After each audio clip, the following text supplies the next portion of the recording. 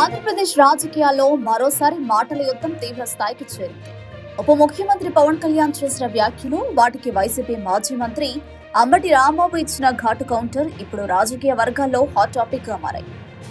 అధికారంలో ఉన్న సమయంలో వైసీపీ ఏమీ చేయలేకపోయిందని, ఇప్పుడు విదేశాల్లో కూర్చొని సోషల్ మీడియాలో విమర్శలు చేయడం సరికాదని పవన్ కళ్యాణ్ తీవ్ర వ్యాఖ్యలు చేశారు. సోషల్ మీడియా ద్వారా కాకుండా నేరుగా ప్రజల్లోకి వచ్చి మాట్లాడాలని, రాజకీయంగా ఎదుర్కొనే ధైర్యం ఉందా అని ఆయన సవాల్ విసిరారు. ఈ వ్యాఖ్యలు కూటమి శ్రేణుల్లో జోష్ నింపినప్పటికీ ప్రతిపక్ష వైసీపీకి ఆగ్రహాన్ని తెప్పించాయి. దీనికి సంబంధించిన అంబటి రాంబాబు తనదైన శైలిలో ఘాటైన కౌంటర్ ఇచ్చారు. మేము పీకలేకపోయామంటున్నారు, మీరు వచ్చారుగా, వచ్చి పీకండి, సిద్ధంగా ఉన్నాం పీకించుకోవడానికి అంటూ పవన్ కళ్యాణ్ ట్యాగ్ చేస్తూ సోషల్ మీడియాలో వ్యాఖ్యానించారు.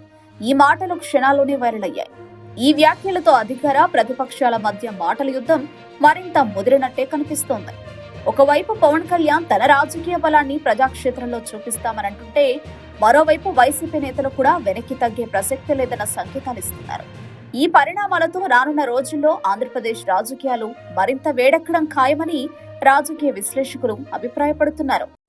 సామాజిక మాధ్యమాల్లో కానీ విదేశాల్లో కూర్చొని వాగే వాళ్లతో సహా ఇక్కడ కూర్చొని భవిష్యత్తులో మేము వస్తాం, వచ్చి మేమేం చేస్తామంటే, వచ్చినప్పుడే మీరేం పీకలేదు, ఏం మాట్లాడతారు? ఇప్పుడు